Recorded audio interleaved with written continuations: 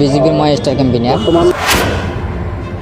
যেনেকুৱা বড়োলেণ্ডত বড়োসকলে বিচাৰিছিল বড়োলেণ্ড লাগে, তাৰপিছত ৰাজবংশীসকলে কমতাবোৰ লাগে বুলি সকলে বিচাৰিছিল, সেইকাৰণে দিছে।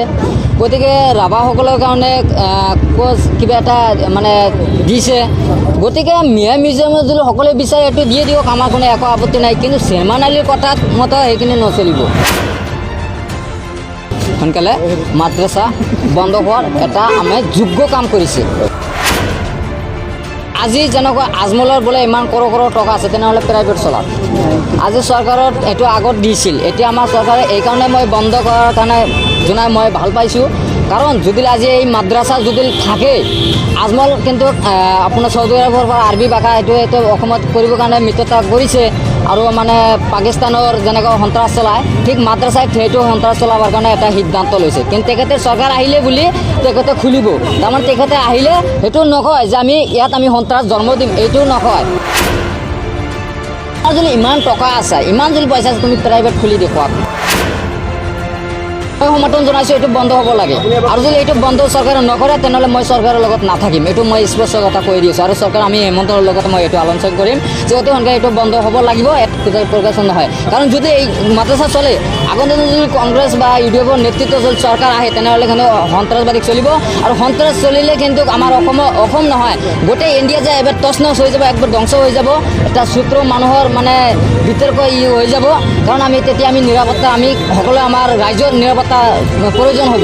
জুবিল আজমলৰ সেইটো কাৰণে সন্ত্ৰাস চলাৰ কাৰণে সিদ্ধান্ত লৈছে।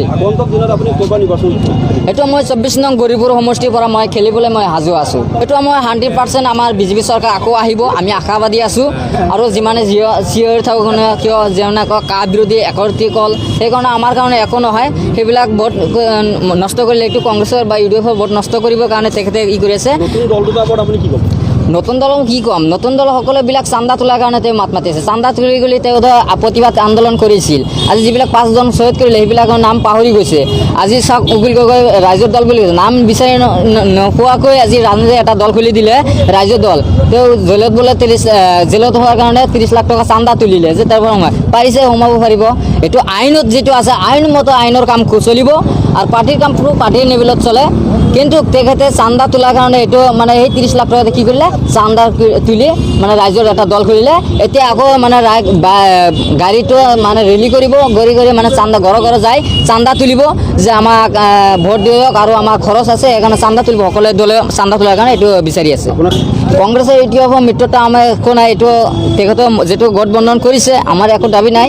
কিন্তু তেখেতৰ যে নিশ্চিন্তভাৱে যে প্ৰয়োজন আকৌ যে আগতকৈ এইবাৰ যে কম সিট পাব, এইটো 100% আশা আছে।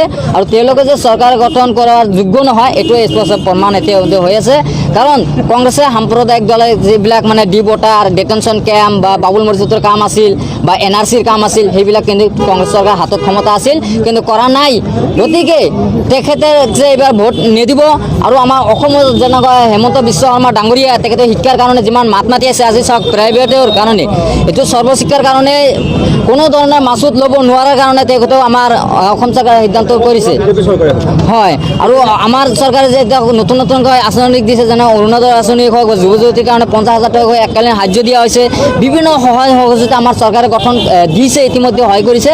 গতিকে এনেকুৱা সহায় কোনো আমাৰ ইণ্ডিয়াৰ ভিতৰত, কোনো ভাৰতবৰ্ষৰ ভিতৰত কোনো চৰকাৰে এনেকুৱা সহায় কৰিব পৰা নাই।